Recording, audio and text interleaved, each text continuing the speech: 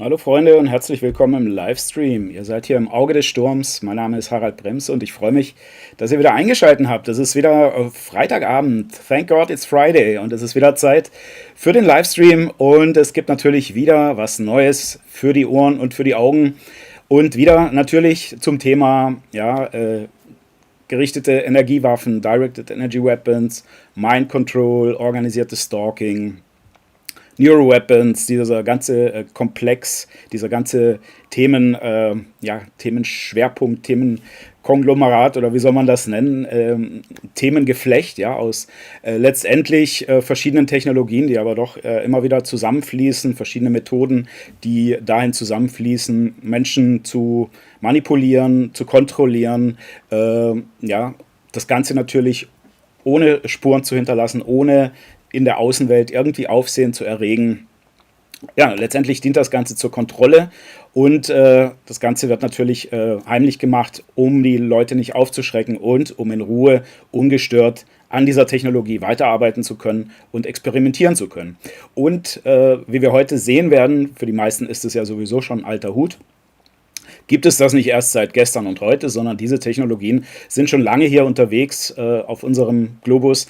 Mindestens jahrzehntelang gibt es diese Technologien. Sie werden eingesetzt, angewendet an unschuldigen Menschen, unter anderem auch in diesem Lande hier, in diesem schönen Lande namens Deutschland, aber auch in anderen Ländern, in allen europäischen Ländern, in den USA. Und ja, das Ganze wurde natürlich höchst wissenschaftlich untersucht, erforscht, geht auch teilweise auch zurück auf die DDR, auf die Staatssicherheit. Die hat da natürlich auch großes Interesse dran gehabt und natürlich haben auch die Russen großes Interesse dran gehabt, wie man die Menschen, die eigene Bevölkerung, aber vielleicht auch den Feind, die Armee des Feindes und so weiter manipulieren kann, ohne dass die es mitkriegen, ohne dass die das irgendwie registrieren. Und natürlich auch so, dass es die Umwelt nicht registriert. Und natürlich nicht zu vergessen, obendrein die Chinesen. Und wir wissen, dass auch andere Länder, auch Großbritannien und so weiter, haben natürlich auch ein höchst militärisches Interesse daran, Menschen zu manipulieren, Menschen dazu zu bewegen, Dinge zu tun, die sie eigentlich gar nicht tun möchten. Und das Ganze so zu tun, dass es eben nicht auffällt. Und wir werden uns heute eine Folge habe ich heute mitgebracht, habe ich schon in einer der letzten Sendungen angekündigt, dass es diesen Film gibt, namens The Real Manchurian Candidate. Was ist ein Manchurian Candidate? Ein Manchurian Candidate, der Begriff geht zurück auf den Koreakrieg. Was ist im Koreakrieg passiert? Im Koreakrieg wurden amerikanische Soldaten gefangen genommen von den Koreanern und wurden jahrelang dort gefangen gehalten.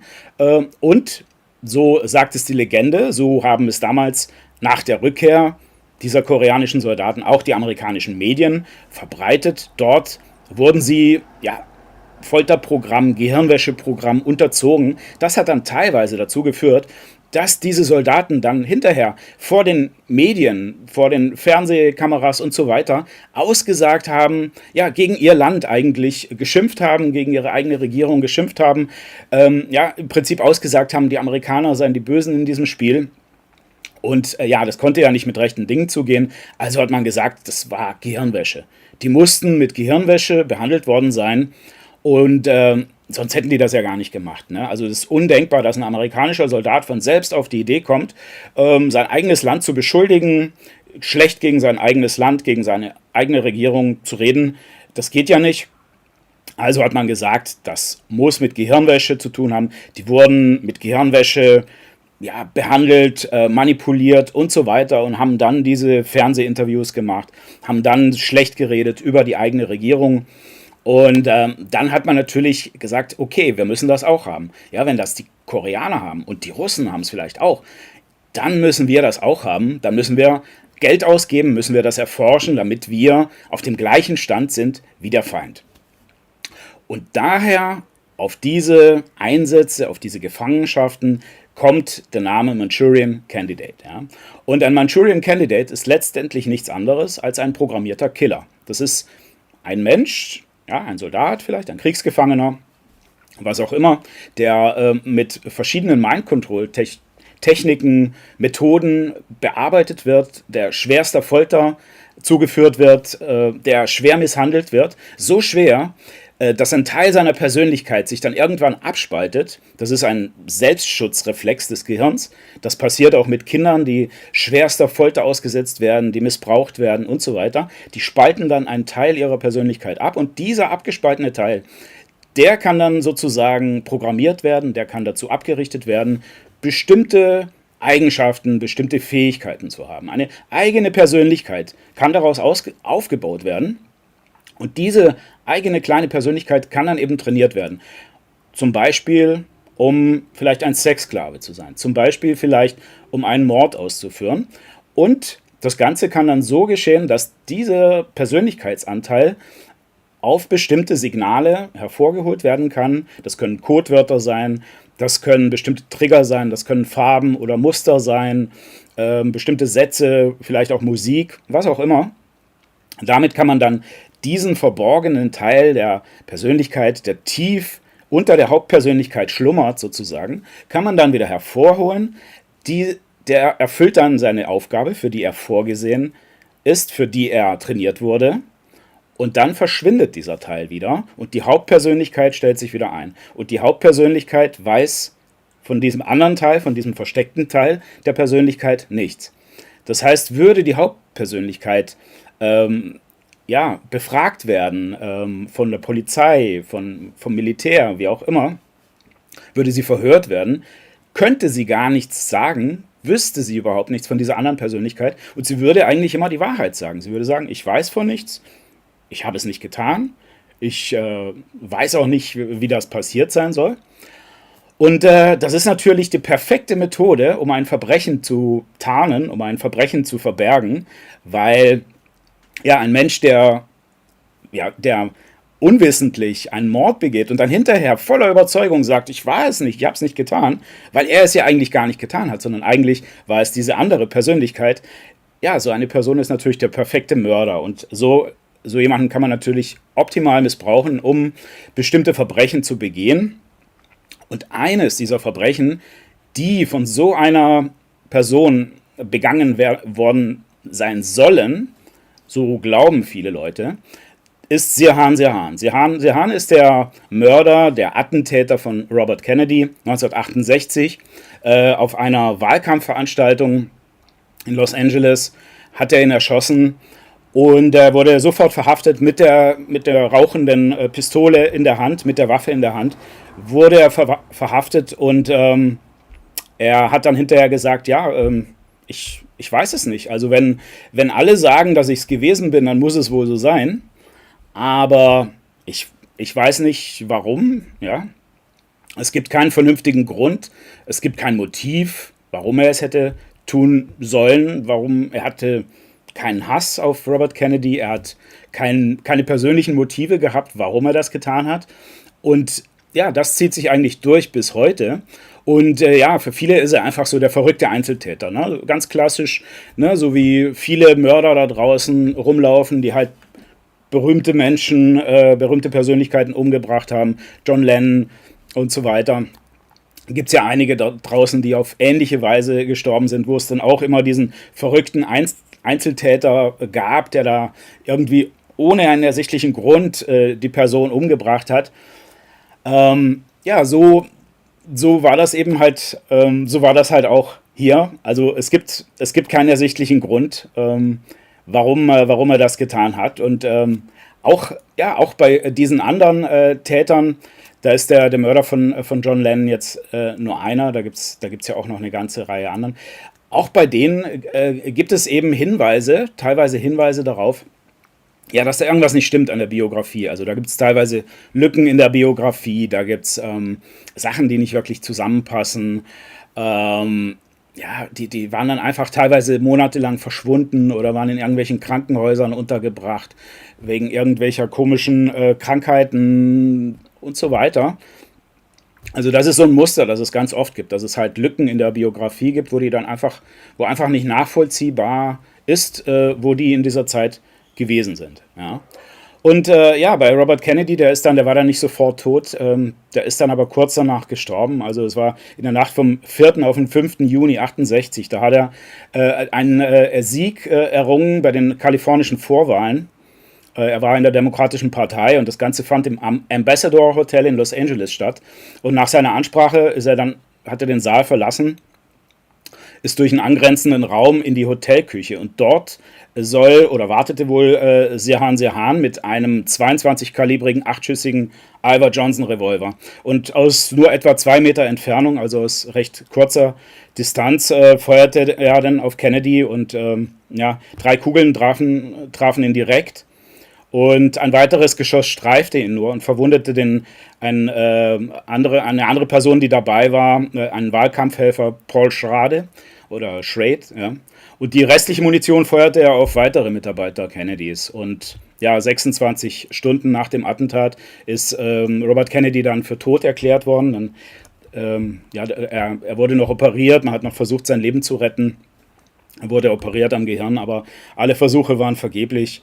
Und schließlich ist er dann 5 Jahre nach seinem Bruder, 5 Jahre zuvor ist er John F. Kennedy erschossen worden und 5 Jahre nach seinem Bruder ist er dann auch selbst erschossen worden. Und als Sirhan Sirhan dann im Gefängnis war, Jahre später, er ist bis heute noch im Gefängnis, ist bis heute nicht entlassen worden, als er dann im Gefängnis war, haben sich Psychologen mit ihm beschäftigt und versucht herauszufinden, warum er das getan hat, was die Motive waren und so weiter, weil es eben auch diese Ungereimtheiten gab. Ja? Und diese Psychologen, über diese Untersuchung und über das Ergebnis, was diese Psychologen herausgefunden haben, darüber handelt jetzt der folgende Film mit dem Namen The Real Manchurian Candidate. Und ich sage jetzt mal Vorhang auf, Spot an und ich wünsche euch viel Spaß bei dem Film. Das Ganze natürlich wieder wie gewohnt mit deutschen Untertiteln und ich werde natürlich versuchen, wenn es irgendwelche Unklarheiten gibt, das Ganze ein bisschen zu erklären und zu ergänzen. Also, los geht's. So, my thanks to all of you, and now it's on to Chicago, and let's win there. Thank you very much.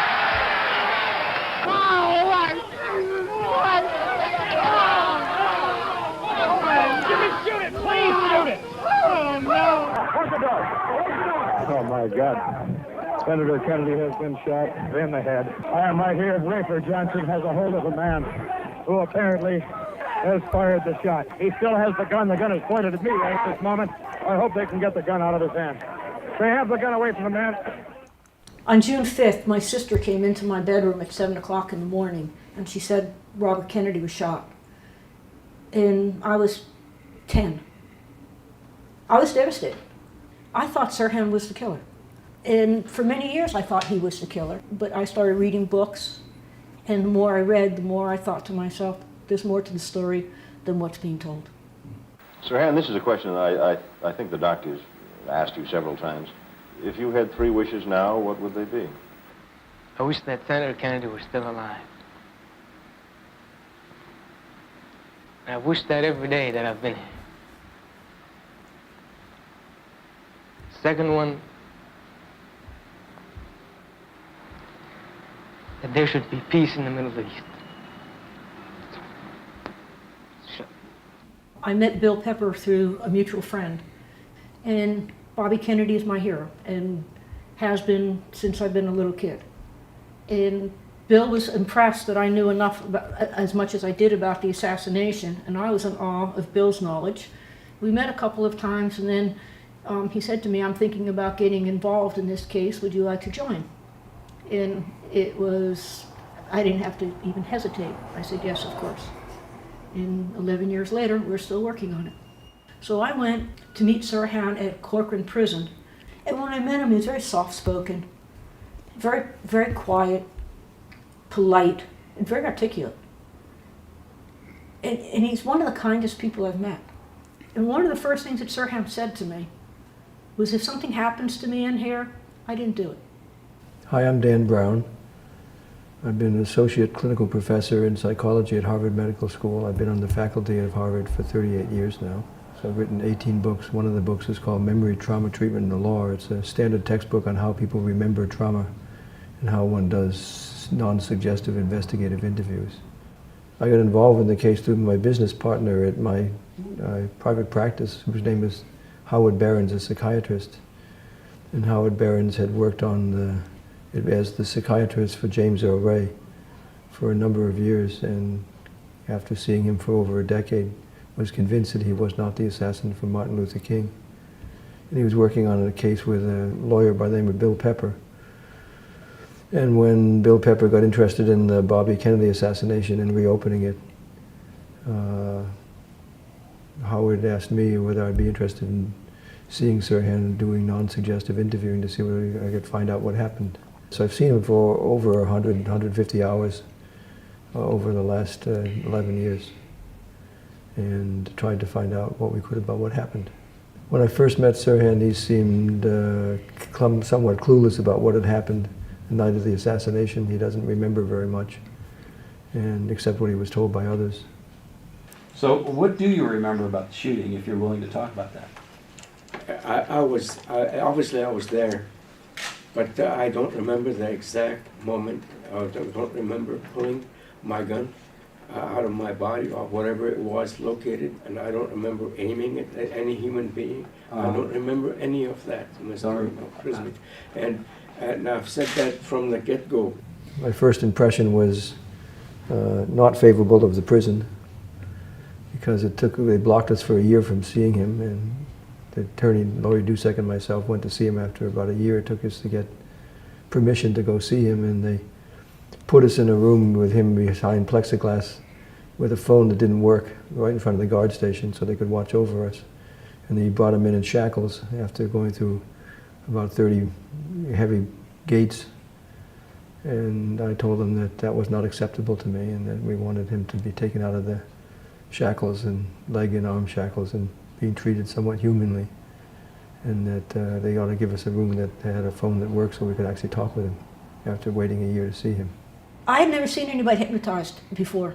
Sirhan went under so quickly the first time. Dan just asked him to count from 10 backwards, and the first time I think he might have gotten to number 3 before he was under. The other times he didn't get past like 7 and he was under. Amazing to watch. Sirhan's one of the most suggestible people I've ever met. You can get him to do anything in hypnosis and he doesn't remember, so he's the perfect candidate. In fact, Bernie Diamond did this experiment where just before the trial, in front of a number of reporters, he hypnotized Sirhan and gave him a suggestion that when he woke up, sometime after this, Bernie would pull out a handkerchief, and when Sirhan saw that handkerchief, he would have the urge to climb up the bars of his cell. So after 45 minutes, he pulls out his handkerchief in front of these 2 reporters, and Sirhan climbs up to the top of the cell, and he's hanging on the bars, and Bernie says to him casually, "What are you doing up there?" He says, "Oh, I'm just exercising." He had no idea that he was responding compulsively to hypnotic suggestion, post-hypnotic suggestion. Dan did things like when you wake up, it'll be hard to say your name. Something little like that. And the reason he did it, because Sirhan didn't believe that he was under hypnosis. So we needed something so when Sirhan came out of it, we could prove to him that he had been hypnotized. Sirhan thought that Dan was a kook. He didn't believe, like, you could hypnotize me and this, and he couldn't grasp the concept of the Manchurian Candidate. He just couldn't. And it took us a while to convince him that he wasn't guilty. Because Grant Cooper told him he did it. And after all those Also diese Geschichte mit dem Hypnotisieren, das ist natürlich eine Sache, das nicht unbedingt bei jedem gleich gut funktioniert. Also es gibt einfach Menschen, die sind von Natur aus leichter zu hypnotisieren, die sind leichter beeinflussbar, und dann gibt es Menschen, die nicht sehr gut hypnotisierbar sind. Wobei man dann sagen muss, auch bei diesen Menschen funktioniert es zu einem gewissen Grade, wenn sie vom richtigen Hypnotiseur in den richtigen, unter den richtigen Umständen, richtige Umgebung, richtiges Mindset und so weiter, dann geht es auch bei diesen Leuten. Aber natürlich gibt es da auch noch einen Unterschied zwischen normaler Hypnose, wo man einfach in einer tiefen Entspannung ist, oder einer tiefen Hypnose. Ja, diese Tiefenhypnose, das ist eine extrem tiefe Hypnose, wie der Name schon sagt, wo man dann hinterher auch gar keine Erinnerung mehr dran hat. Und das sind dann die Leute, die Bühnenhypnotiseure gerne raussuchen. Die haben da einen besonderen Blick für solche Leute und die suchen die dann aus dem Publikum raus und das sind dann die Leute, wo sie dann irgendwie mit einem Vorschlaghammer dicke Stahlplatten auf der Bauchplatte zertrümmern können bei den Leuten und die wissen hinterher gar nicht, was ihnen passiert ist und können sich ja nichts mehr erinnern. Das ist diese Tiefenhypnose. Die funktioniert aber nicht bei allen. Da gibt es eben einen gewissen Prozentsatz von Menschen, bei denen das funktioniert. Aber eben, das ist nur ein Teil der Leute. Das funktioniert nicht bei jedem. Years of being told he did it, Sirhan believed that he did it. I'm not mentally ill, sir, but I'm not perfect either. Well, the first thing that I tried to focus on for the first couple of meetings was what was wrong with him in terms of psychiatric conditions, if anything. A Rorschach inkblot was given to him before the trial, and both the defense and the prosecution experts concurred that he was a paranoid schizophrenic. But that was challenged later when he went to San Quentin and was convicted and he was on death row. Because the psychiatrist at San Quentin said that he didn't see any signs of him being schizophrenic. So he asked his chief psychologist, whose name was Dr. Simpson Callis, to be more involved and spend time with Sirhan, and he spent 20 to 30 hours of time and drew the conclusion that there was nothing psychiatrically wrong with Sirhan except that he was highly hypnotizable, and speculated that Sirhan might be a Manchurian candidate and had been programmed to be a distractor for that night. What is your own hypothesis on what happened? My own hypothesis that there have to be other people involved. Someone had to set him up. He would be the ideal person for the purpose because he could be exploited with the background of Jewish-Arab intense conflict. He is the ideal person because he's a follower, essentially. I was a company commander in World War II. That's the kind of man I would have wanted in my unit. He follows orders, he's willing to die. He doesn't ask even many questions. He thought that Sirhan was highly hypnotizable and that should be followed up further, which is one of the reasons why I was asked to be involved in the case, because I've written 4 textbooks on hypnosis. The Rorschach test. The things that the patient's imagination sees in these cards give significant clues to his personality makeup. The evaluation of Sirhan was based on a Rorschach that was given to him in 1968, and that was before we had modern scientific methods to score up the Rorschach inkblot test. When you give the inkblots to somebody who's potentially has a disorganized mind like a schizophrenic, when they describe what they see, they get more and more disorganized in response to the ambiguous stimuli. So you can score up the number of ways that they show manifestations of disorganized thinking. It was originally called a thought disorder index. This looks sort of like a drawing of 2 women standing on a rock and waving their hands. I gave the Rorschach inkblot test to Sirhan as one of the first things I did and scored it up with the thought disorder index. And there was also another streamlined scoring system that came out some years later called the Exner Special Scores. I scored up both of those tests, both of those scoring systems with the Rorschach that I administered to Sirhan. And they were completely clean. He had no evidence of thought disorder whatsoever, so he couldn't be schizophrenic by current standards. Therefore, I gave the Rorschach protocol, I sent it to an Exner expert blind without telling who it was, and asked for an independent opinion, and he said it was completely clean. Then, not knowing that it still existed, I found a copy of the original Rorschach protocol that was used before the trial, and I scored it up both with the longer thought disorder index and the shorter Exner Special Scores, and again, it was clean. So I gave it to the expert blind, and he said it was clean, and so we got 4 tests, both given 47 years later, and at the time of the trial, this guy was never schizophrenic, never met any scientific standard of being schizophrenic.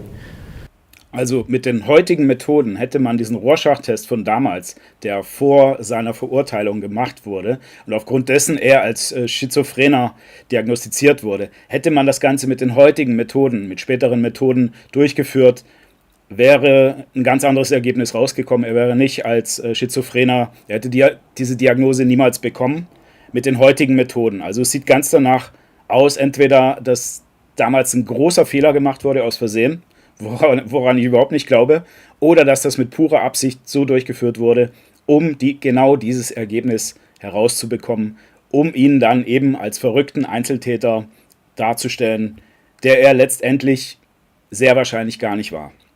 And that raised the question about the inaccuracies of the diagnosis at the trial. They're just grossly wrong. He also has a dissociative coping style, and he is on the Johnson compliancy scale. He scored quite high, which means he goes along with what people suggest to him. He's not very memory suggestible, which means that you can't suggest to him things that will change his memory very much. His memory suggestibility is quite low, which means he's been exposed to so many different opinions over the years that doesn't get him to alter his memory or come up with false memories. And can you explain what dissociative coping style means for the lay person? It means that when he's under stress, he tends to compartmentalize things. There's a part of the mind that doesn't know what's going on, and there's another part of the mind that sort of knows but isn't available.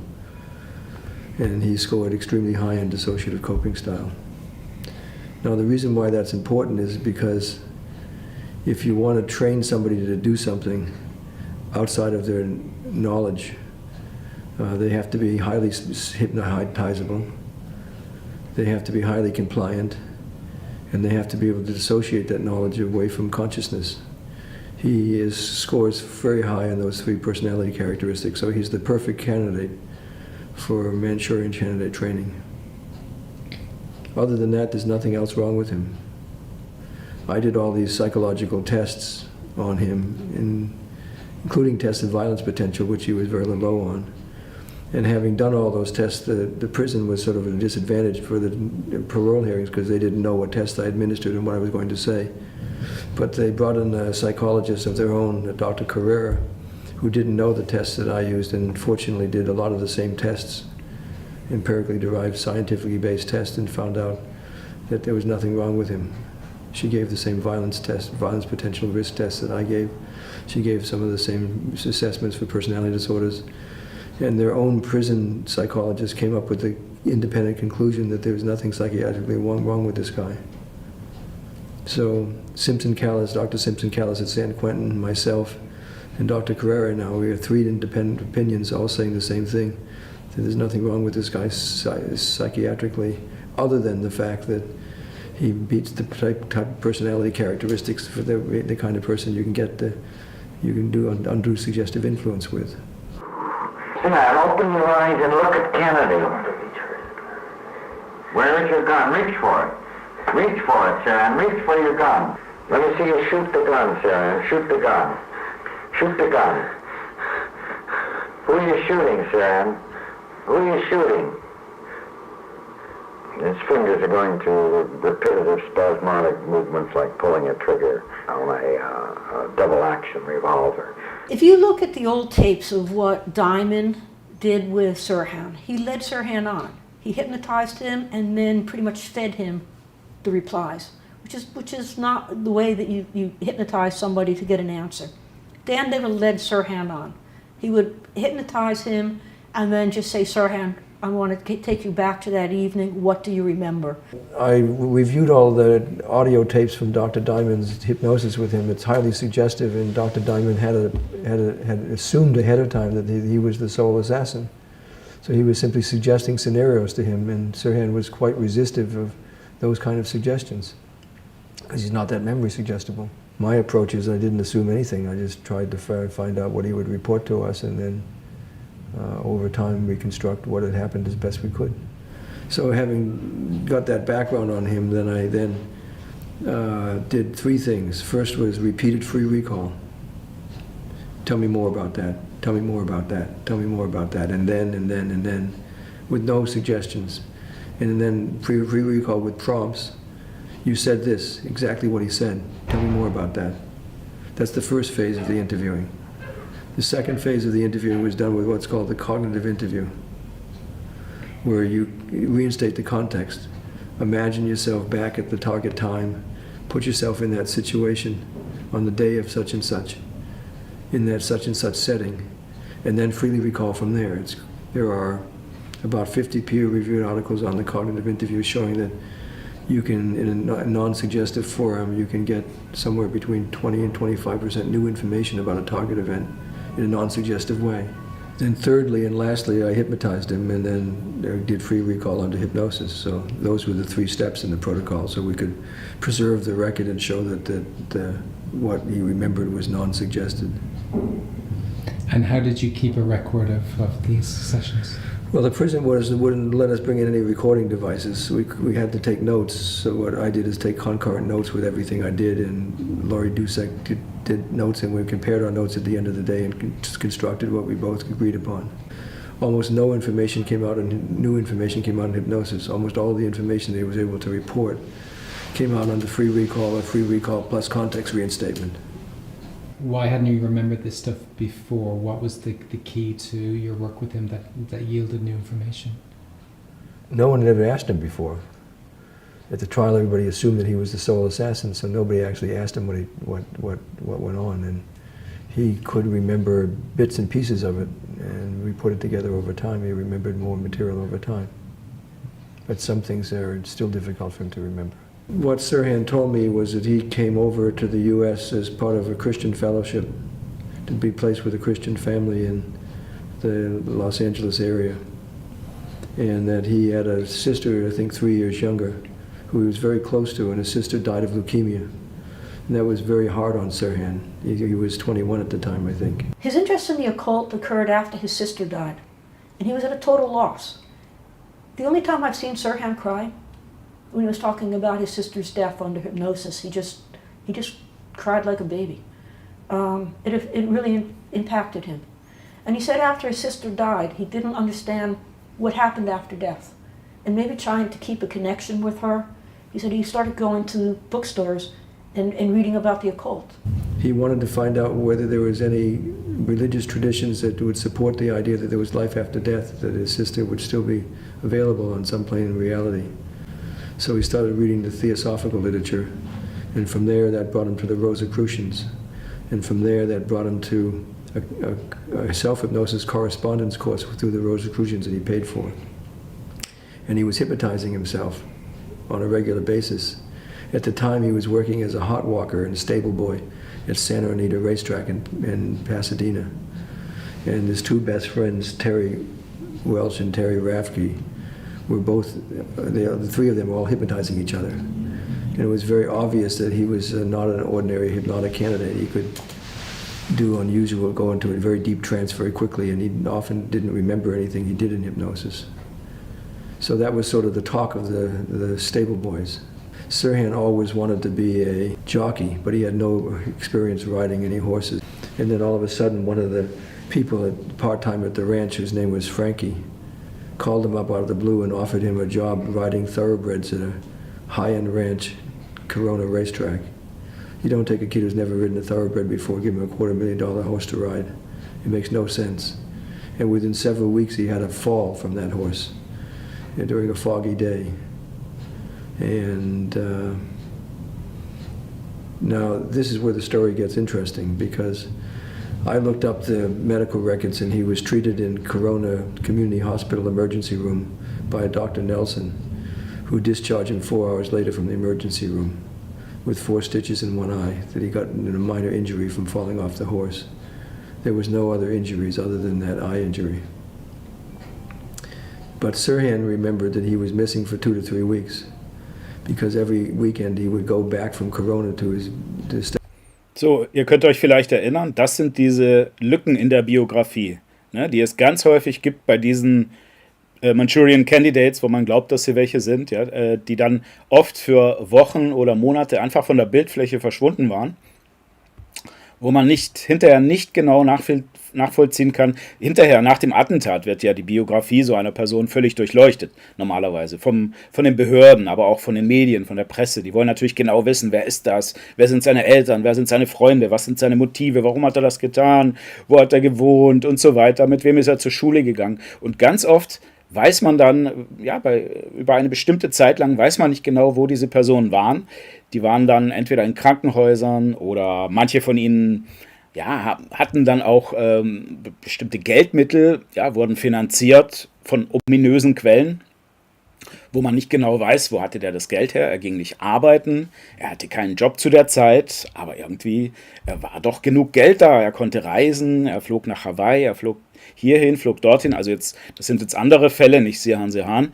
Also offensichtlich werden diese Leute dann auch finanziert von irgendwelchen geheimen Geldgebern, ja, die diese Leute dann am Leben erhalten sozusagen, ja, ihnen Essen, Kleidung, Nahrung und so weiter spendieren für dieses höhere Ziel, das dann später dann in Angriff genommen wird. Und bis dahin müssen diese Leute dann natürlich irgendwie über Wasser gehalten werden, ja. With his mother and his family in Pasadena, and he was missing for 2 weeks, and his mother and his best friend Terry were desperate to find where he was because he didn't come home. He remembered being on a hospital unit with, you remember there was bars on the wall, and there were 6 people from the same 2 ranches with all head injuries from the same ranch. So what are the odds of that? In the beginning, he thought he was at the hospital for a day, and then under hypnosis, he started talking and remembering that maybe he'd been there longer. And we figure out he's probably there for about 2 weeks. And he remembers a ward with no windows, and maybe 6 to 8 other patients on the ward, all with head injuries. And doctors would come up with him with clipboards every day, and he remembered drifting in and out of consciousness like he was drugged. He remembers being on this special unit, and the doctors would come up with him with clipboards and take urine samples frequently during the day and ask him about his state of mind. You don't usually give urine samples for head injuries, but you do for drugs. So it looks like he was drugged and put on the special unit, and they determined that he was a good candidate for further training because of his. Also offensichtlich gab es dort ein Krankenzimmer, wo 6 bis 8 Leute auch mit einer Augenverletzung dort waren, und die mussten dann Urinproben abgeben, und der sagt eben, das ist völlig ungewöhnlich bei Kopfverletzungen, aber das macht man bei Drogen. Wenn die Leute Drogen bekommen, Medikamente und so weiter, dann nimmt man Urinproben, aber nicht bei einer Kopfverletzung. Wenn jemand mit einer Kopfverletzung im Krankenhaus liegt, und wie wahrscheinlich ist es dann, dass dann 6 oder 8 Leute genau die gleiche Verletzung haben wie er. Ja, das ist dann schon ein bisschen ungewöhnlich. Level of hypnotizability. Well, according to Munir, his brother didn't come back for about 2 weeks. His friend and his mom were concerned where Sirhan was. And they said that it was a great change in his personality. He was more reserved. And when he finally did return home, Munir said that they got into an argument over a cup of tea, which was so unlike Sirhan, because he wasn't the argumentative type at all. So his personality had changed. Before the shooting, he went to the Fish Canyon firing range. And what was unusual that day is Sirhan would usually go to the range, shoot for a little while, and then leave. That particular day, he was there for a few hours.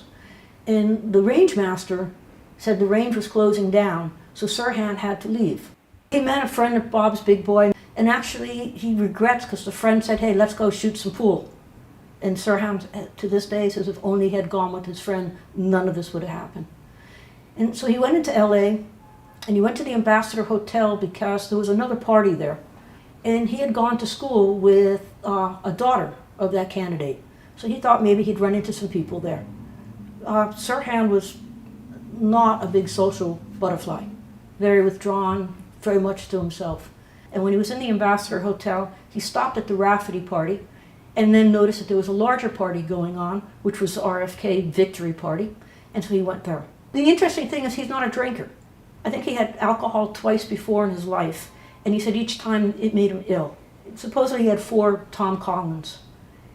And as he was drinking, obviously the drinks affected him because the alcohol went to his head. He thought he could go back home, so he went out to his car, and he was going to drive home, but when he got to his car, he realized that he was too drunk. So he walked back into the Ambassador, and he thought he'd have some coffee and try to sober up. And when he went back in, he ran into this woman who was looking for coffee. I started searching for coffee. That was all what I wanted to do. And I found some. In the kitchen area? But where, I don't remember, sir. In a kitchen-type room? I don't remember where I saw it, but I remember getting the cup. It was a shining... Large urn? Urn. And there was a girl there.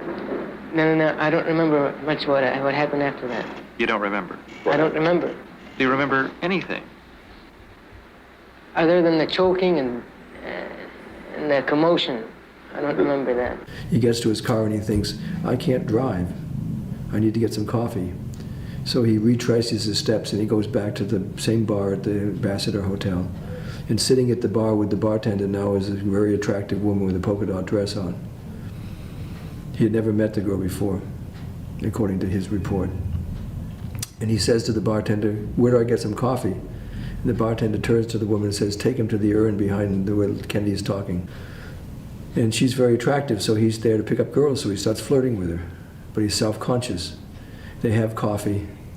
And of course, at the last minute, what happened at this assassination was that the route got changed, originally from going to the press room to going through the kitchen.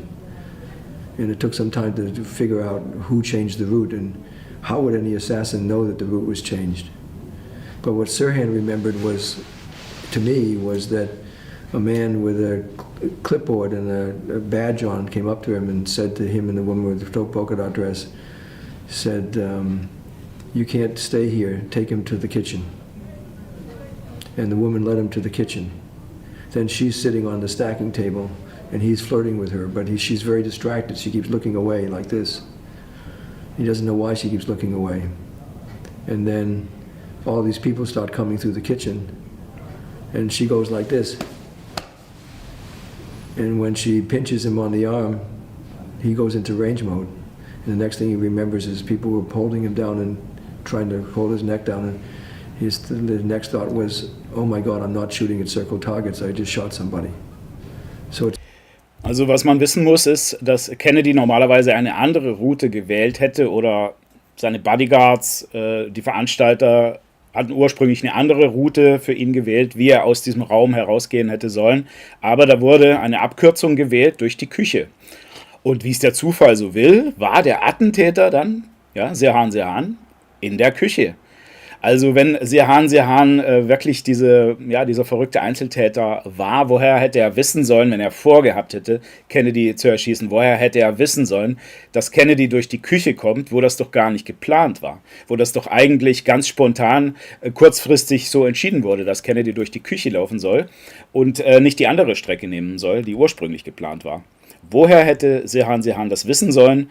Ja, und auch an diesen Gesten, die die Frau dann wohl mit ihm gemacht hat, das kann dann dieser Trigger gewesen sein, das kann dann das Töten ausgelöst haben. Möglicherweise war das antrainiert in diesen Hypnose-Sessions, die dann vorher mit ihm möglicherweise durchgeführt wurden. Möglicherweise war das genau der Auslöser, der dann dazu geführt hat, dass er dann seine Waffe gezogen hat und abgedrückt hat.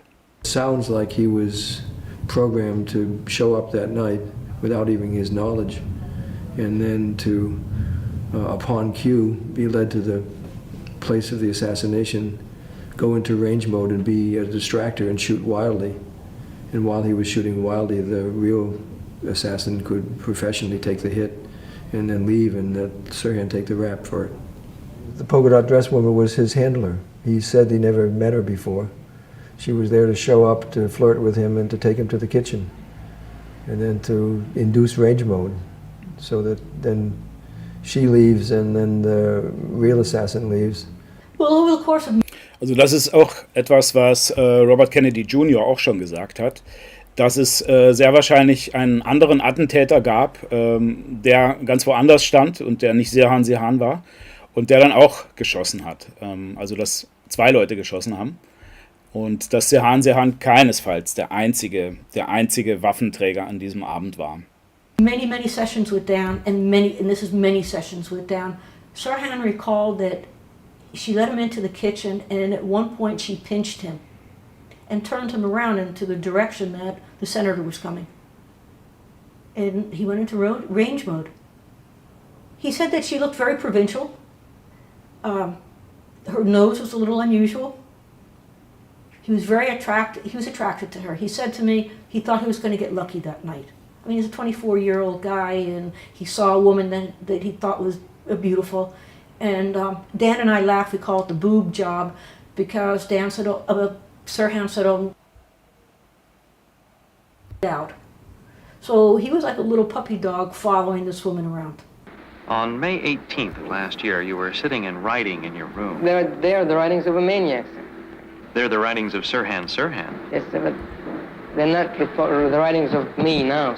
The thing that broke the case wide open was the day after he was accused of being the sole assassin. They went to his house and they found 4 or 5 spiral notebooks that were handwriting that looked like his handwriting. A lot of it was nonsensical stuff. But some of the notebooks had inculpatory statements like RFK must die. The master says shoot on command. Killing Kennedy, RFK has become an obsession of mine. And these were mixed in with lots of other things that didn't make a lot of sense. So at one point in the waking state, with instructions for free recall, I simply said to him, did anybody ever give you instructions or commands to shoot on command? And then suddenly Sirhan jumps up like this and takes a shooting posture that was familiar to him at the gun range and starts citing these military terms that about shooting at human organs. Vital human organs like K6 and K9 and K12. And the numbers are military code names for what vital organ you aim at and target. And I'm thinking to myself, you don't take a civilian and teach them how to shoot at vital human organs. This is unusual. And then we found out that we could trigger range mode, and every time we triggered it, we could get him to stand up and start shooting automatically. And he remembered that he was at a target range shooting at circle targets. So we call that behavior range mode behavior. It was a highly dissociative state that was induced in him and he was trained to do. So, ich habe jetzt hier mal ganz kurz auf Pause gemacht. Irgendwas ist hier passiert mit der Tonspur. Die hat's mal kurz verzogen. Keine Ahnung, woran das liegt. Wir hoffen mal, dass es das Ding wieder gerade rückt, damit die Lippenbewegungen mal wieder zum Bild und zum Ton passen. Allegedly, because he would be a distractor. He would, upon cue, shoot on command, and then everybody would jump him in the kitchen during the Kennedy assassination, and then the real assassin would move in and take the fatal shots, and while the chaos was going on, they would leave, and Sirhan would take the rap. But when Dan hypnotized him, and again, this is not under the first 3 sessions, this is maybe 60 hours on in. He started talking about range mode, and this woman pinched him, which we think was the cue, and literally turned him in the direction that the senator was coming. And he fired. And when he was doing this, he actually got up and reenacted range mode, pulling out a gun and shooting. He followed her into the kitchen because he had no idea where he was going.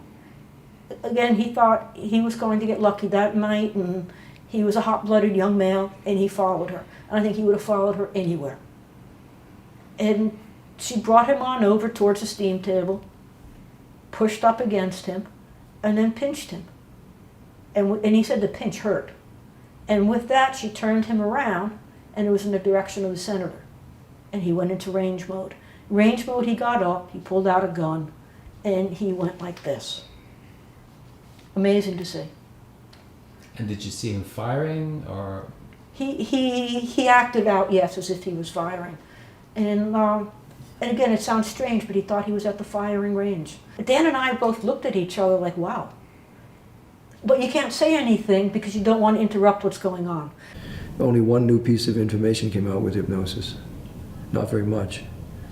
And the only new information that came out was that I asked Sirhan to tell me what he saw around him when he was in range mode. He remembered seeing a flash. And I said, is that a flash of a gun? He said, looks like that. And he heard the sound of a gun in a different clock position for where he was shooting from. And I said, what about your gun? Is that your gun? He said, my gun doesn't flash. So he actually saw another flash of a gun, but he didn't remember it. We discovered this range. Robert Kennedy Jr. hat auch einen Namen genannt, den Namen eines Sicherheitsmitarbeiters. In den USA sind das ja die Secret Service Leute, das sind die Leute, die den Präsidenten beschützen, die Security vom Präsidenten, das sind die Secret Service. Und er hat den Namen von einem von diesen Secret Service Leuten genannt, der da weiter hinten stand und der eben auch geschossen haben soll. Ja. Range mode behavior, and Sirhan actually, during one of the recall sessions in pre-recall, remembered the name of the firing range. It's called the Corona firing range. And I actually looked on the internet and found out that it still exists. And we found out that Sirhan actually had signed in there on a regular basis and was trained to shoot on command. In fact, he signed in the weekend before the assassination occurred, so he was trained right up to the last minute at that firing range. And this man, Frankie, who hired him for the ranch, was the man who brought him there. He remembered that part too. And then Frankie disappeared. He never saw Frankie after that. But Frankie set him up to have the fall on the horse, and probably by drugging him. And Frankie was the person who brought him to this place where they trained him to shoot on command. And who was Frankie? Frankie is an alias. His name was Frankie Donnarama, otherwise known as Henry Ramostella. And he was one of the lieutenants under the mafia boss, Mo Dalitz, from the Detroit Purple Gang. So what gave you the clue about shoot on command? If you could just go into that in a little more detail about the targets in the notebook and the shoot on command. Because it was in his notebook, so I simply asked him about it, whether anybody ever gave him instructions to shoot on command, and he said yes, and that's when he jumped up and did range mode. It was witnessed by both his attorney, Laurie Dusek, and myself on more than one occasion, and we found after a while that we could actually trigger it. If you tap him on the shoulder twice like this, which is a typical hypnotic, he gets up like this, he goes, and he starts spouting military technical terms about which vital human organ you shoot at. And then, but in his mind, he's shooting at circle targets at a firing range. Sirhan had a gun. He had an Ivor .22 pistol, and he loved going to the shooting range and firing on a regular basis. So this was not incongruent behavior for him. It was something that he did on a regular basis. But in this context, he was trained to shoot at vital human organs, and to shoot upon cue, and to go into range mode upon cue. So highly learned behavior under hypnosis, presumably. So what was the significance of him shooting at circle targets rather than shooting at Bobby Kennedy in terms of the programming? Well, in the 1940s and the 1950s, there was a lot of research on whether you can get people to do things under hypnosis that would violate their moral standards. If you distorted the reality of the information or the situation so it didn't seem like they were really doing something against their standards. Like, for example, there was a famous case in Australia of a hypnotic seduction, and the hypnotist would tell women that they were on an isolated beach all by themselves and it was really hot and it was fine to take their clothes off, and it didn't seem like there was anything wrong under the context that he was creating for them. Or in this case, if Sirhan loved to shoot at the firing range, to simply suggest to him that he could do that upon cue and direct it in a certain way towards targets. But in his mind he was thinking that he was shooting at circle targets, and he didn't think there was anything wrong with that. So you can distort the situation significantly to get people to do things that would normally be violation of their moral standards, because they don't think they're violating their moral standards. Es gab einen berühmten Arzt, Dr. Estabrooks hieß der behauptete, der hat auch Hypnose angewandt, und der behauptete, der hat schon in den 1940er Jahren praktiziert und geforscht, auch mit Hypnose, und er hat behauptet, er könnte allein mit Hypnose Menschen dazu bewegen, Dinge zu tun, die sie normalerweise nie tun würden, gegen ihren Willen, die völlig gegen ihre moralischen Vorstellungen sind, die ja allem widersprechen, woran diese Menschen glauben. Und ja, es sieht sehr danach aus. Natürlich kann man sich das dann unter Zuhilfenahme von Drogen wie LSD und so weiter, bestimmte andere psychedelische Substanzen, wird das Ganze dann noch um ein Vielfaches verstärkt. Und wenn man das Ganze miteinander kombiniert, möglicherweise vielleicht sogar noch mit irgendwelchen Verschaltungen, wo dann irgendwelche Sachen vielleicht noch zusätzlich im Kopf verbaut sind, ja, Kopfverletzungen, ja, im Krankenhaus möglicherweise, dann kann man sich vorstellen, was mit so einer Mischung dann nachher möglich ist, ja. But even so, you can only do that with very people who are highly suggestible, who are highly compliant, and who are somewhat dissociative. He has all three personality markers for this. And during this kind of range mode, did he ever mention Bobby Kennedy or utter any words at all? Or? The only time he mentioned that was that when he was reconstructing his memory for what happened in the night of this assassination, He remembers going into range mode and having the girl with the polka dot dress tap his arm, and then somebody jumped him and was holding him down by the neck, and he said, "Oh my God, I wasn't shooting at a firing range. I just shot somebody." He had no idea who he shot, or that he was even in a hotel room. He just remembered being at the firing range. You usually can't convince somebody on hypnosis to do something that they don't want to do, but if you twist it a little bit, Sirhan wouldn't have shot at a human, but if you convinced him it was a target, you know, you could just put a little spin on what you asked somebody to do, and that's what happened. It sounds, again, far-fetched, but there have been studies on this, and people have done it. And in his notebook, there's a lot about, and the master said. Well, under hypnosis, Sirhan talks a lot about the range master at the Corona range. He was fascinated with the man. And he felt, under hypnosis, he said, I knew I was safe with him. I knew if I needed something, I could go to him. Why? And nobody ever looked into that. After the injury, Sirhan's eyes were bothering him, so he went to a doctor in Pasadena, and the doctor put eye drops in his eyes. And Sirhan had borrowed somebody's car to get to the doctor's, and because his eyes were blurry, he didn't want to drive the car. So he left the doctor's office, and right there was a coffee shop, and he went in. Sirhan had a shortwave radio. He had purchased it from his next-door neighbors, 2 women.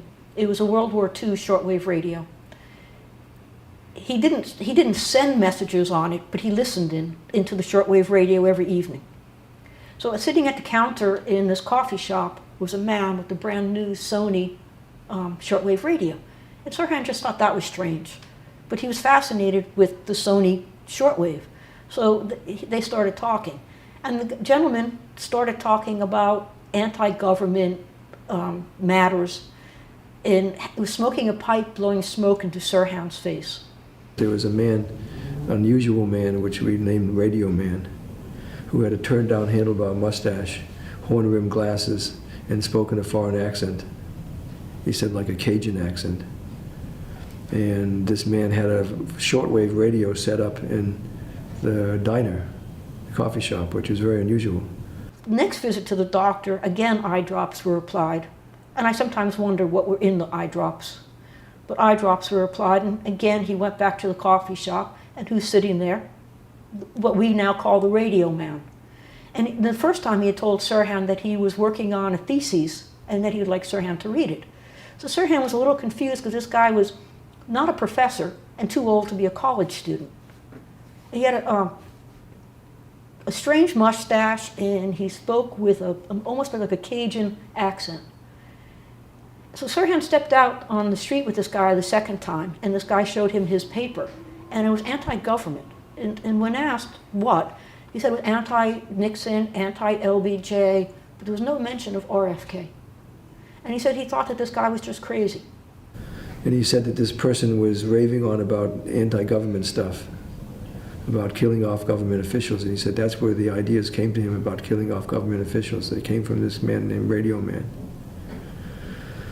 And every time he went to the eye doctors, he would visit Radio Man again, and because he would be set up in this diner. It turns out that the Saturday before the assassination, Sirhan had actually signed into this Corona firing range for some last-minute training, and he was with a man that they described as having a foreign accent and a turned-down handlebar mustache, but he refused to sign his name. He wouldn't sign in. So we don't know who he was. But that's where Sirhan got the ideas from about killing government officials. He said they were suggested to him. I could never get him to remember anything about what happened the weekend before the assassination.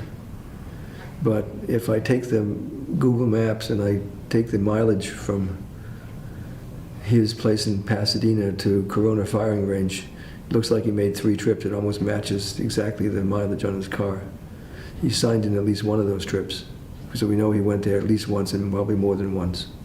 Given the fact that he may have been at this firing range most of that weekend, practicing range mode, then what was unclear to me is what he did the rest of the weekend. So I just casually asked him one time, "What did you do nights?" And he said, "I played on my shortwave radio." And then he starts tapping out Morse code. He was tapping out certain signals and not even know that he was tapping them out unconsciously. So I thought, well, maybe that explains the writing of the notebooks. We asked him what channels he would listen to on his shortwave radio, and he'd listen to channels like America, Freedom America. He'd listen to channels from the Middle East. He'd listen to channels from Europe. And then he said that there was one channel that he listened to every night, and it was a Morse code. And he said it was so clear, and that it had to be right nearby. And he said he didn't know Morse code. And it bothered me. And I started talking to Dan about it. So Dan we managed to get the prison to allow us to bring an MP3 player in. So what I did is I took his notebooks and I took 10 neutral statements about things that he wrote in the notebooks, and then 10 inculpatory statements like range master says shoot on command, RFK must die. And I found a program on the computer where I could take those statements and type them into Morse code, and I randomized them. And it took a while to get permission from the prison to bring in a audio playback that I could play him. So I just gave him a pen and put it in his hand, and didn't say anything else. And then when I talked to him about other things, I played on the Morse code in the background. And sure enough, when the inculpatory statements came up in Morse code, he would write down inculpatory statements. Not the same ones, but he would write down things like killing a government official and things like that. I even put in a couple dummy things about killing contemporary people, and he wrote them down. So you can get him under hypnosis to do automatic writing. It's one of the features of a high hypnotizable. And the hand is dissociating, he doesn't even know the hand is writing. So it looked like all of those notebooks were things that were suggested to him on over the shortwave radio as Morse code. He never even knew what he was writing down. Not being hypnotized, Sirhan had no concept what Morse code was. Under hypnosis, he started writing the replies from the Morse code. And then what I would do is, because he just kept writing, I would move the paper so that he wouldn't write over what he had already written. It was fascinating to watch. When you were talking to Sirhan about this, he was under hypnosis at the time? No, it didn't even bother him. He's so hypnotizable, he just goes into trance upon cue. You don't even have to hypnotize him. All I had to do is put the pen in his hand and over a piece of paper, and he'll just start writing automatically. Also das ist doch schon faszinierend, dass Sirhan Sirhan in einem nicht hypnotisierten Zustand gar nicht weiß, was Morse-Code ist oder gar nicht darauf reagiert, und sobald er unter Hypnose ist, fängt er dann an, automatisch zu schreiben und bestimmte Sätze zu schreiben, die über den Morse-Code dann übermittelt werden oder ähnliche Sachen zu schreiben. Das ist schon faszinierend, ja, was unter Hypnose alles möglich ist. He doesn't even know he's writing.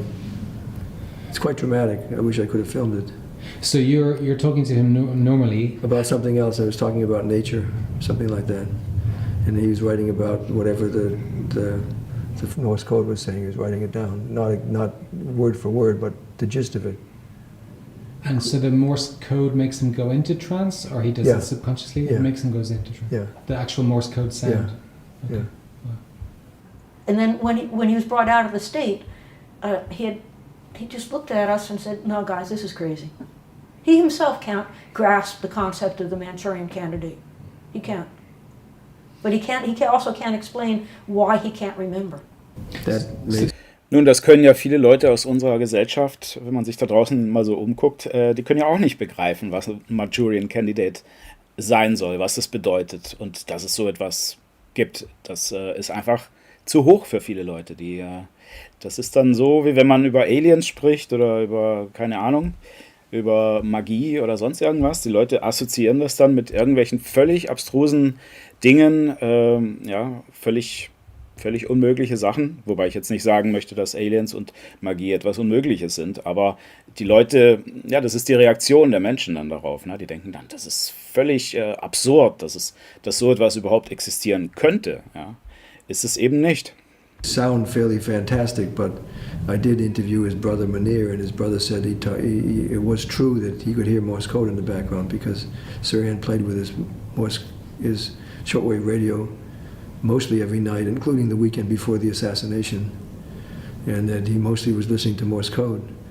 So these notebooks were actually shaped before the assassination, and he wrote down the statements probably before he even was involved in the assassination, just so to make sure that he would be incriminated at trial. So we would call that a involuntary confession. The first time that Dan and I met Sirhan together, he mentioned the radio man. He didn't call him the radio man, but he mentioned the fact that he met this guy and the radio. And it took us 2 years before we figured out, or thought we had figured out, the radio man and Morse code. And to see Sirhan, who said he doesn't know Morse code, under hypnosis being able to decipher Morse code. So I honestly believe that that notebook was dictated to him via the Morse code. That may seem fantastic.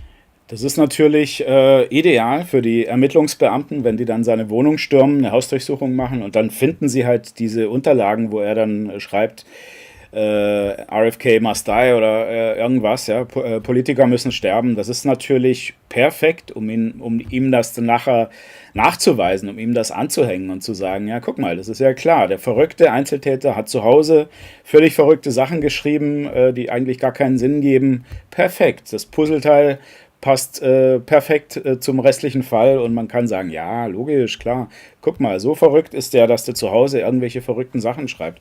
Und mal ehrlich, wie oft kommt es denn vor? Also überlegen wir uns mal hier andere Fälle, auch in Deutschland, in Hanau, das Manifest des Täters. Möglicherweise hat er das wirklich geschrieben. Ich will das ja jetzt nicht abstreiten.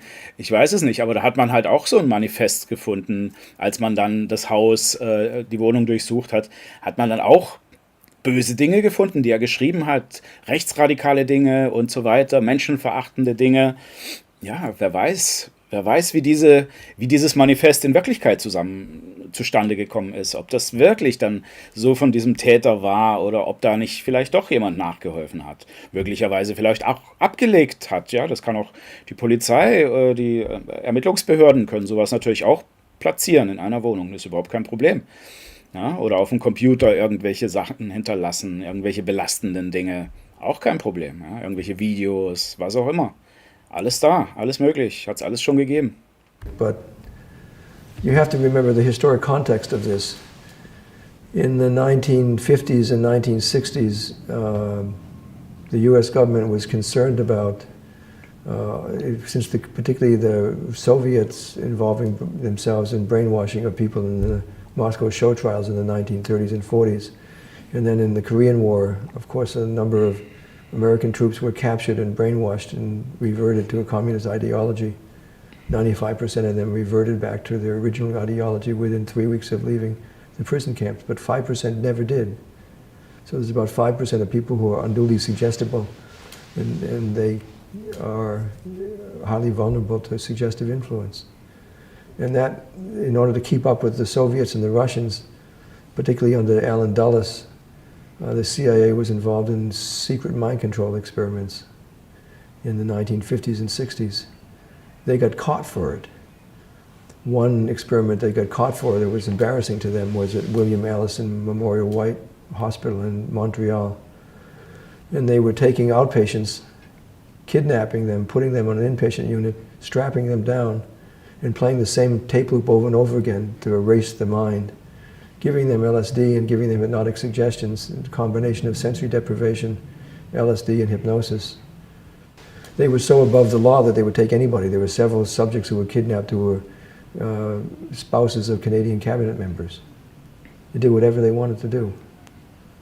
So we know that they used a combination of hypnosis and psychedelic drugs and sensory deprivation.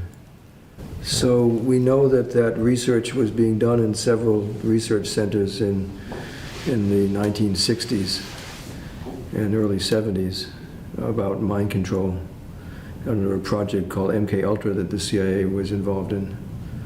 And in fact, I had worked at Maryland Psychiatric Research Center in 1971, and there was a lab there by John Lennox, who did work on hypnosis and sensory deprivation and hallucinogens. And we later found out that the whole research center was funded by the CIA. This was one of their sites. None of us knew that at the time. One of the other sites was run by Jolly West, the head of the psychiatry department at UCLA, and he had a lab in the San Bernardino Mountains where they worked on mind control experiments.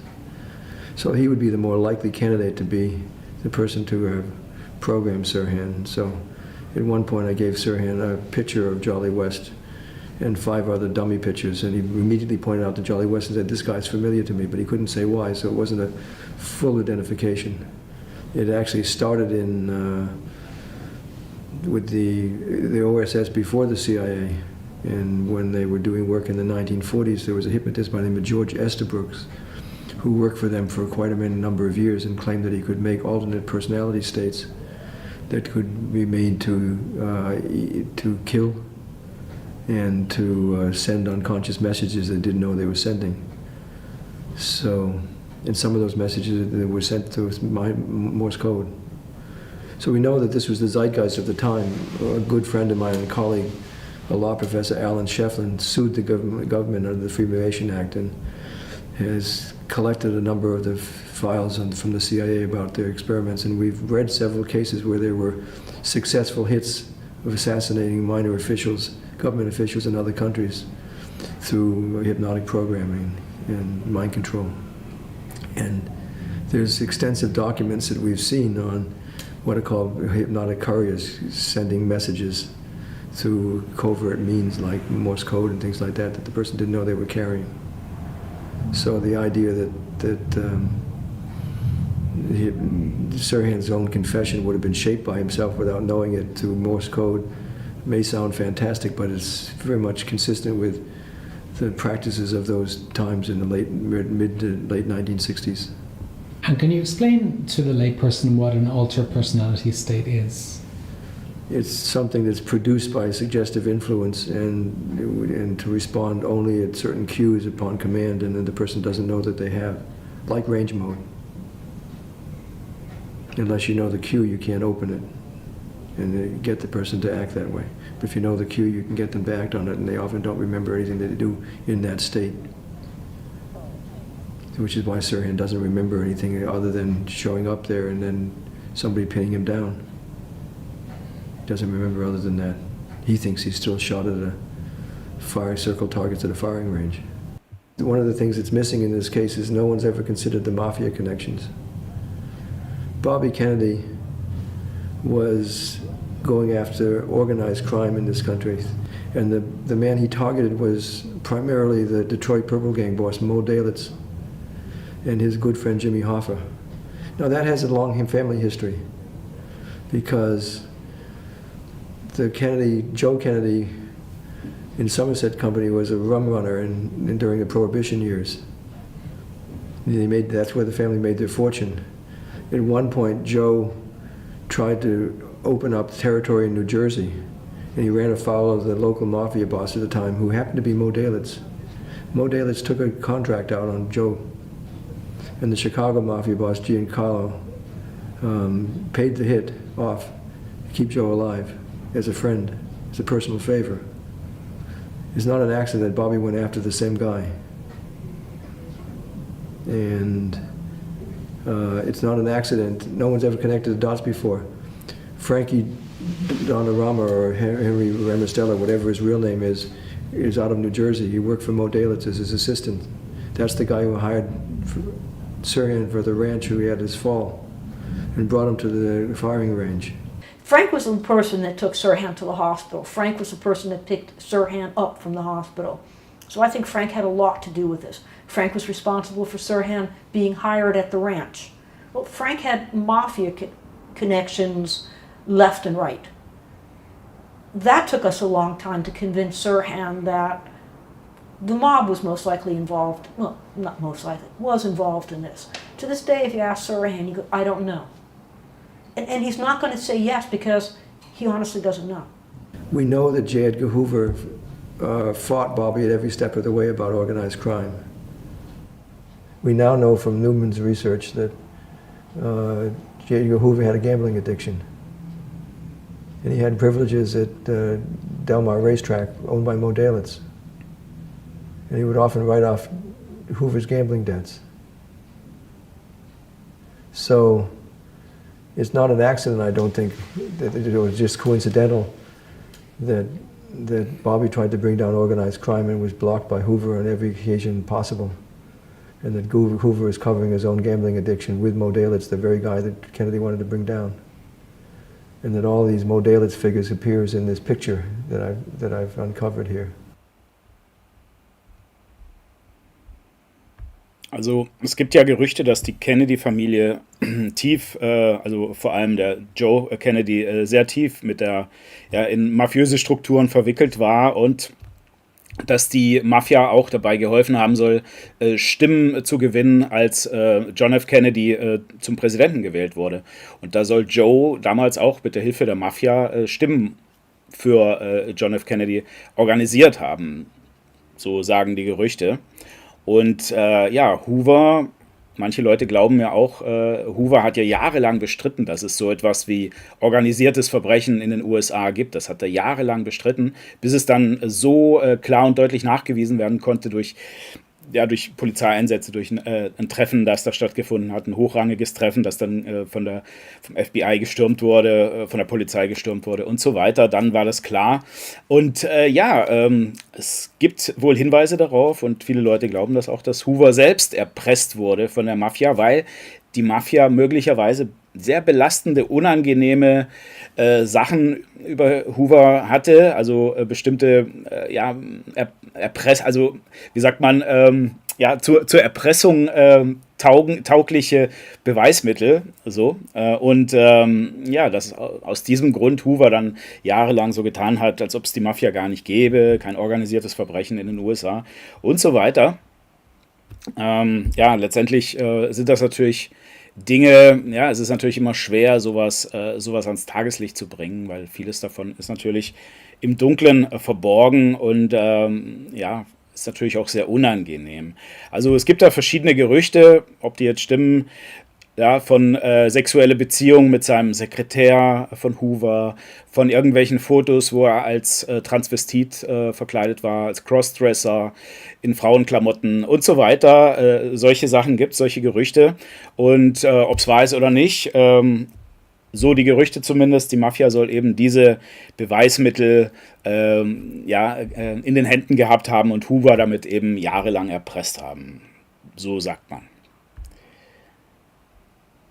They admitted that we showed the possibility of a second gun person, but we didn't show who it was. We showed the possibility of mind control, but we didn't show who did it. That's not our job. Our job is to raise the doubt. It's the state's responsibility then to figure out who did it. We applied to the Supreme Court, we were rejected. We've exhausted all our legal recourses here. The only way that what we could succeed on is if we had a civil case and we could ask for an evidentiary hearing. But that's going to cost a lot of money, and we just don't have it. After they blocked us for a year of seeing Sirhan, we finally went to Cochrane for the first time and saw him for 2 days. And my wife and I have an apartment in San Francisco, and we live in the Boston area. So I was flying from Fresno back to San Francisco to stay overnight. And in my bags I had all the Bernie Diamond video cassettes and a Sony Walkman. And I get on a 12-seater plane with one other passenger, and I watch the bags get put on the plane. And I wait for an hour for my bags at San Francisco Airport, and I go up to a woman from United Airlines and say, where are the bags for such and such a plane? And she says, they came on carousel 4, the commuter carousel, 45 minutes ago. I said, no, I've been waiting at the commuter carousel for an hour. They never came in. So I filed a missing bag report, and I get the bags back 4 hours later in my apartment. They've all been searched and gone through, and they left some of the tapes running in the tape recorder. But that was just the beginning. What happened from there is that the following week I was teaching a clinical course on treating attachment disorders in children in St. Louis. It's 11 o'clock at night. My friends, a couple who are sponsoring me, who are friends of mine, witnessed this.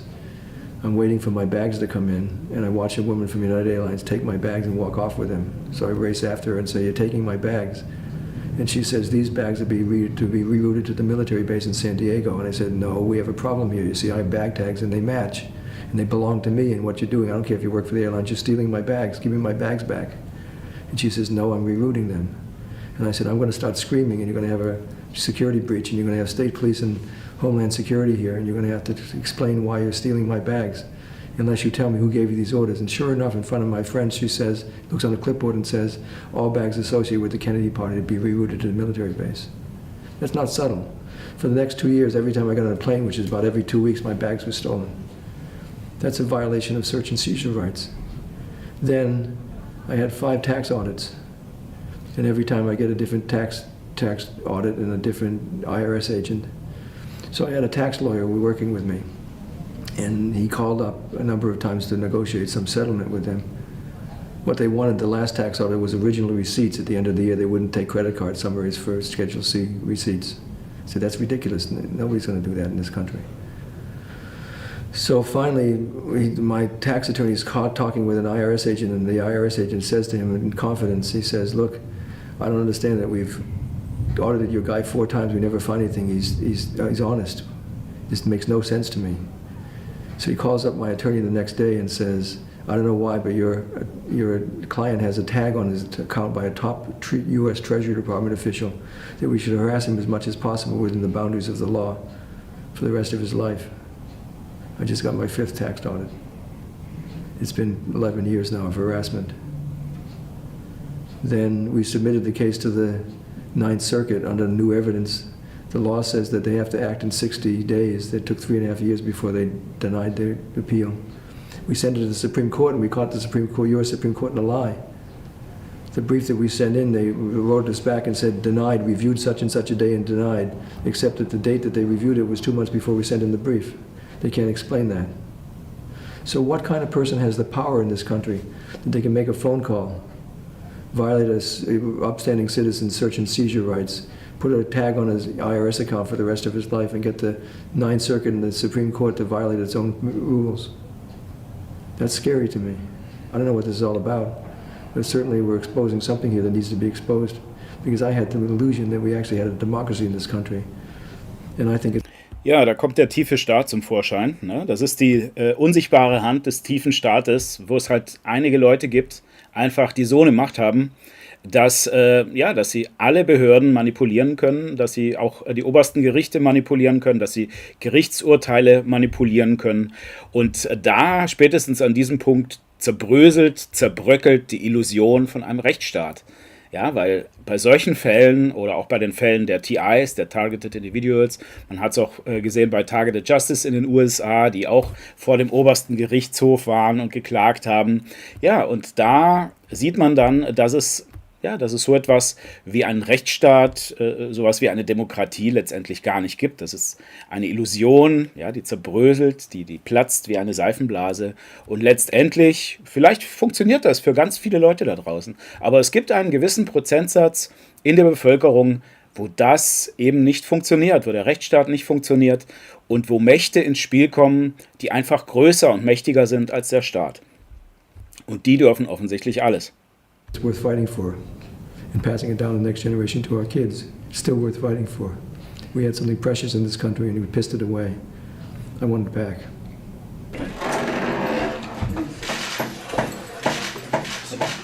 How you doing, Mr. Sirhan? Good afternoon, John. Your seat right there.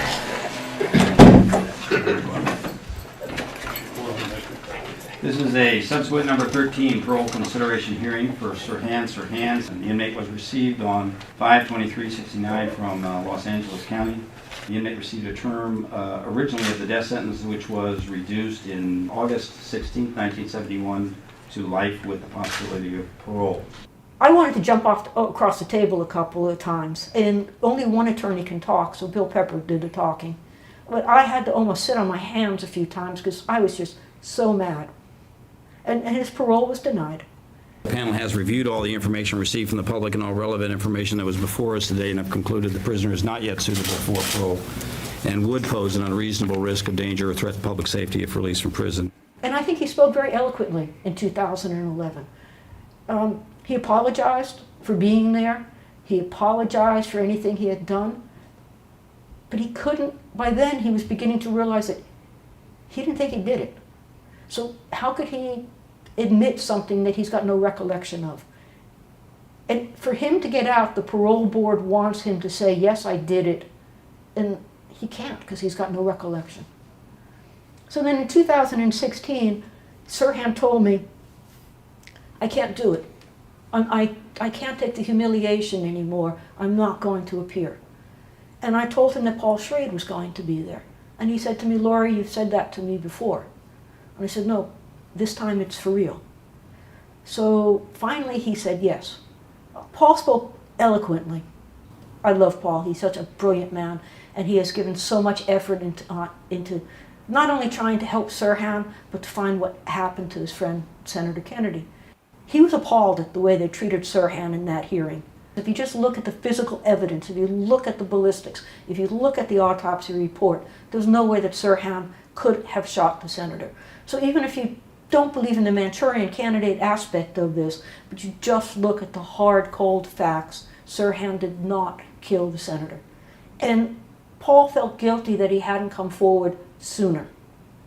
Because with Paul Schrade being part of this, we had more press than we would have gotten without.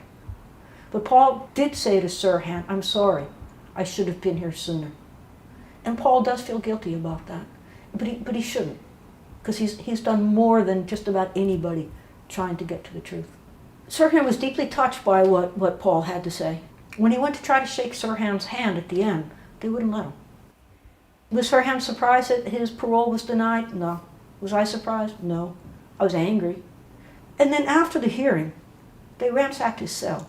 When he went upstairs to his cell, his bed was on the floor and all his personal belongings were scattered around his cell.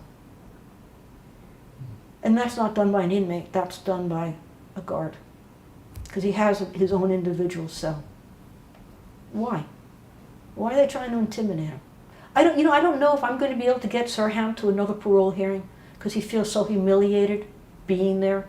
And then they intimidate him prior to the parole hearing, and then they intimidate him afterwards.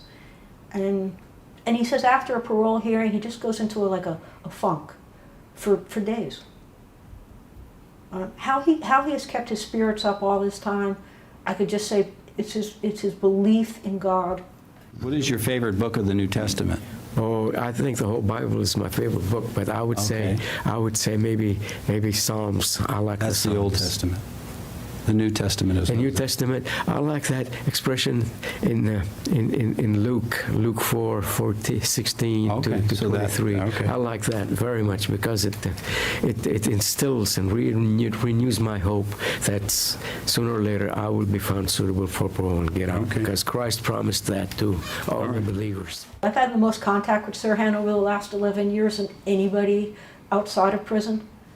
I've become very fond of him and protective, because he doesn't really have anybody else to do that for him. People think that Sirhan's a monster or that he's already dead. For some reason, people think that because he's from the Middle East, he's a Muslim. He's not. He's a devout Christian. And at one of the parole boards, they asked him, well, you have a Quran. Why?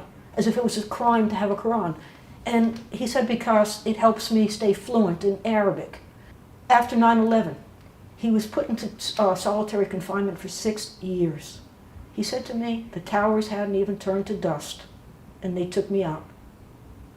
How many years had he been under custody of the state of California? And they thought he was involved with 9/11? Ludicrous. There's really no justice. And if there's no justice in a case that's so well known, I'm concerned about what happens to the average person.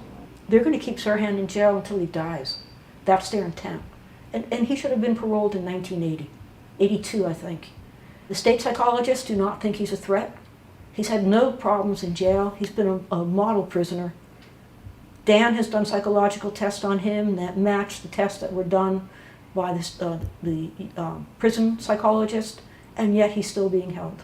What more work is there that you need to do with Sirhan in the prison, if any? I don't think he's going to remember much more than that I were able to get out of him for the last 11 years. I think the issue here is trying to appeal to the proper authorities to open up the case of a man who's been in jail for 48 years for something he didn't do. Sirhan will not push anybody in front of the bus. When we talk to him about the polka dot dress girl having a part, he defends her. He's getting to the realization now that somebody had to be involved, but he's not pointing a finger at anybody because, as he says, I don't know. And I don't think he wants done to somebody what was done to him. He believes that it's a possibility that somebody hypnotized him or somebody did something to him for this to have happened. I know that sounds strange because when you talk about the Manchurian Candidate, people don't buy it. And I don't understand why, because there's enough proof out there now that the government was involved in experiments like that. So if that was done, why is it so hard to believe that Sirhan couldn't have been a Manchurian Candidate? So what's left to do with Sirhan? What more work can you do with him? I need to get the story out now so that people will begin to look into it.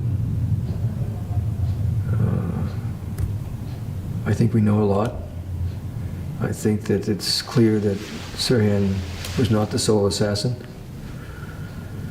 He's innocent of that. He was there to be a distractor and to take the rap.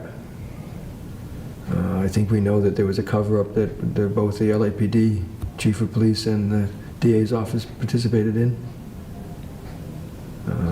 I think we know that the mafia had some involvement in this, and J. Edgar Hoover had some direct involvement in it, but it goes far beyond Hoover if he was also killed.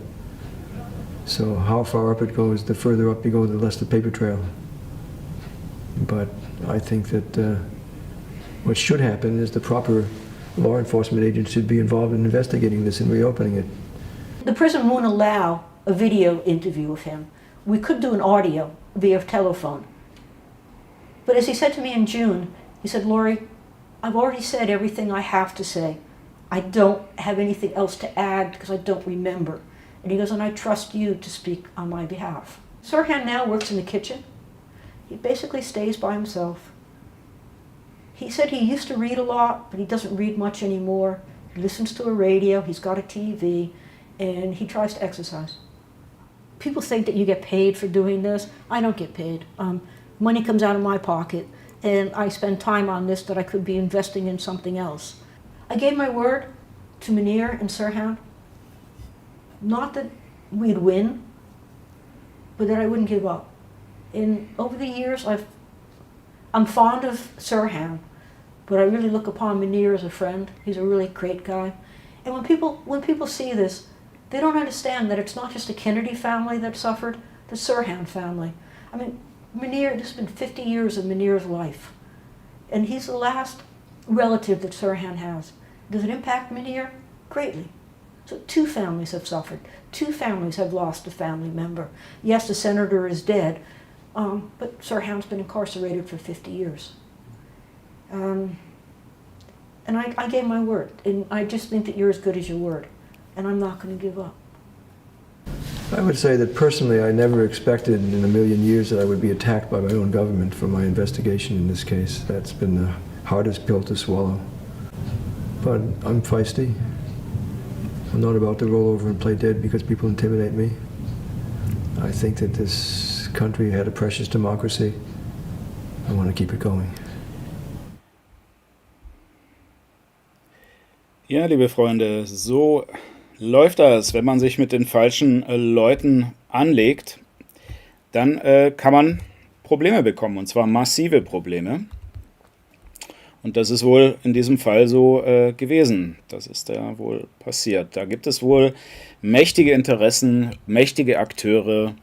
Und ja, dann sieht man auch, wie viel Macht die dann wirklich haben, wenn die halt auch die Steuerfahndungsbehörden beeinflussen können, manipulieren können, wenn die Gerichte und Gerichtsurteile manipulieren können, dann weiß man schon, wie der Hase läuft.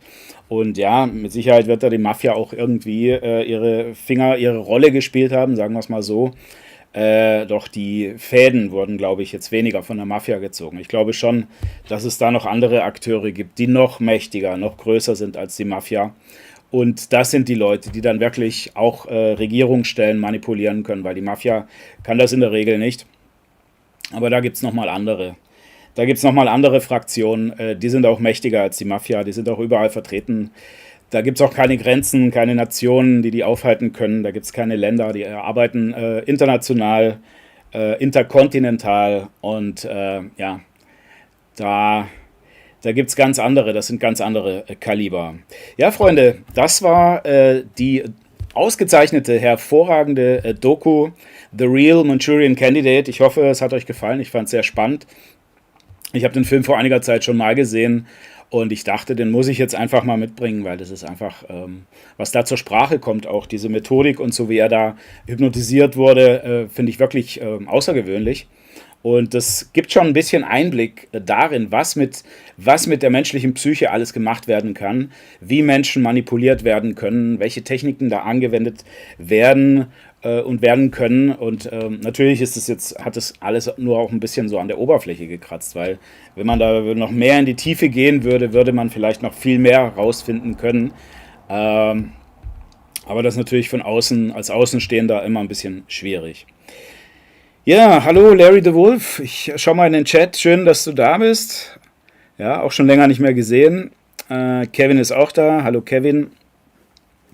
Kevin schreibt, ich mache Sonntag 15 Uhr die Zoom-Konferenz von Schutzschild. Genau, also wenn ihr TI seid und Lust habt, euch mit anderen zu vernetzen, mit anderen auszutauschen, Telefonnummern auszutauschen, E-Mail-Adressen auszutauschen oder wenn ihr einfach mal Lust habt, eure Story zu erzählen vor anderen, mit anderen darüber zu sprechen, über das Problem, über diese Maßnahmen, dann ja, fühlt euch herzlich eingeladen. Sonntagnachmittag mit Kevin, jeden Sonntagnachmittag um 15 Uhr gibt es die Möglichkeit bei Zoom über den Schutzschildverein euch da mit anderen zusammenzutun und zu vernetzen. Und ja, ansonsten, die Infos gibt es natürlich auch regelmäßig über den Newsletter.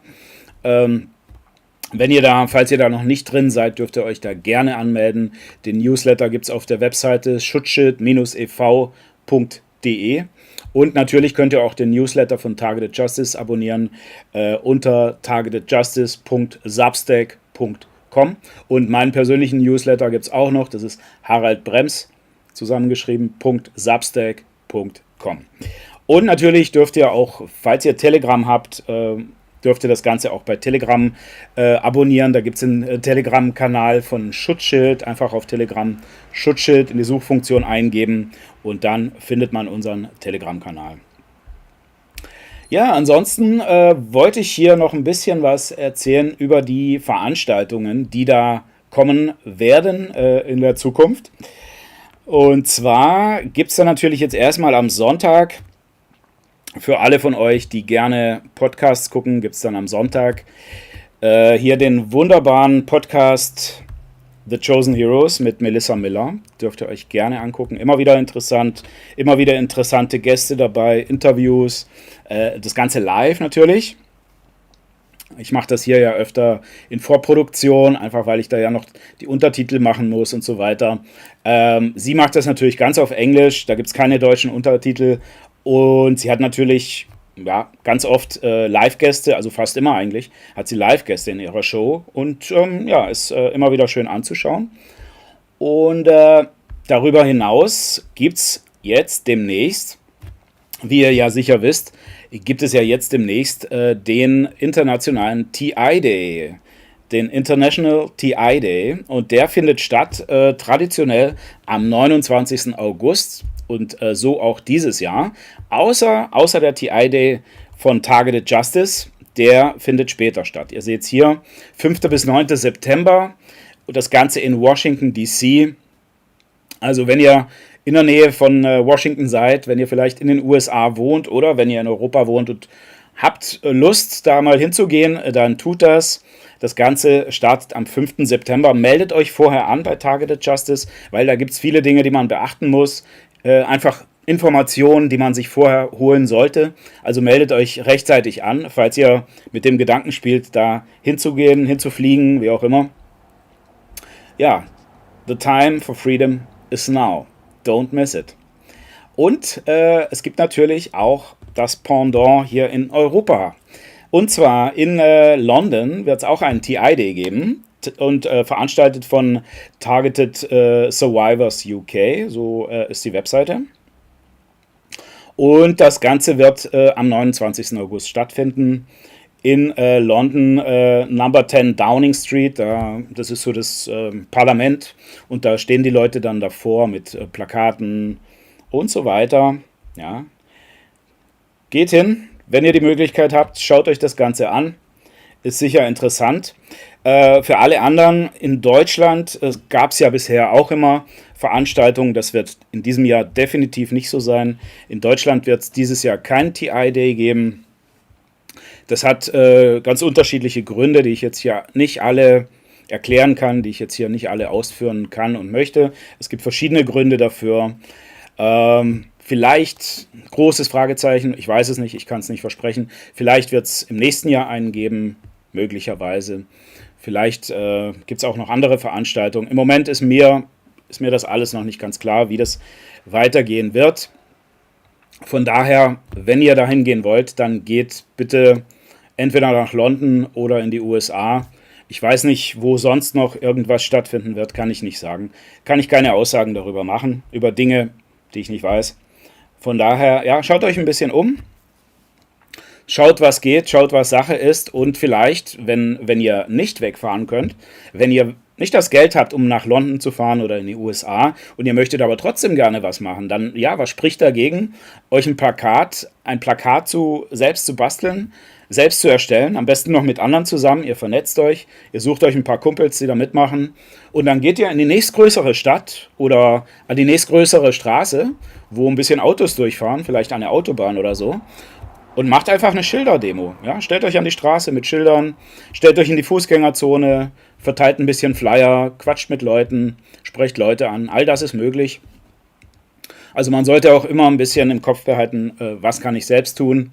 Nicht immer darauf warten, dass andere Leute irgendwas machen, sondern ja, selbst ist der Mann, selbst ist die Frau. Schaut, was ihr persönlich tun könnt. Tut was, damit diese Sache endlich ans Tageslicht kommt, damit es endlich aufgeklärt wird und damit endlich diese Programme endlich mal ein Ende finden. Ich glaube, das ist das, was wir uns alle wünschen. Und ich wünsche euch jetzt einen schönen, guten Abend, einen tollen Start ins Wochenende. Kommt gut rein. Ja, bleibt gesund. Schwitzt nicht allzu viel. Es ist wahnsinnig heiß. Aber ja, ich genieße es irgendwie auch, weil der Sommer wird ja auch nicht ewig halten. Und bisher hatten wir ja sommertechnisch auch nicht wirklich viel. Also von daher, ich bin froh, dass er endlich da ist, der Sommer. Und ja, genießt ihn mit mir. Wir sehen uns nächsten Freitag wieder um 20 Uhr im Auge des Sturms. Alles Gute, bis zum nächsten Mal. Ciao, ciao.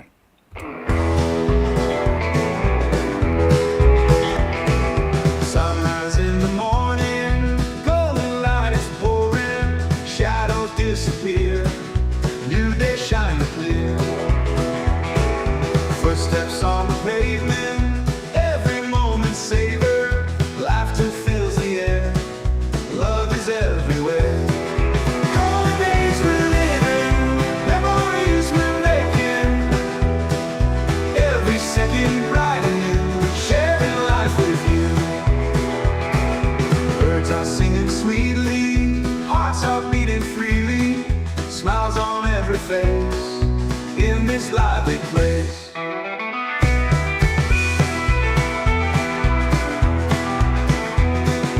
Footsteps on the pavement, every moment savor. Laughter fills the air, love is everywhere. All the days we're living, memories we're making. Every second bright and new, sharing life with you.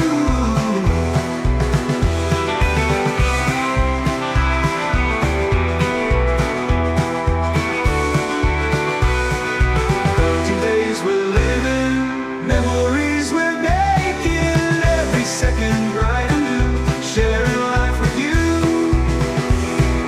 Roads are singing sweetly, hearts are beating freely. Smiles on every face, in this lively place. Birds are singing sweetly, hearts are beating freely. Smiles on every face, in this lively place. Roads are singing sweetly, hearts are beating freely. Smiles on every face, in this lively view.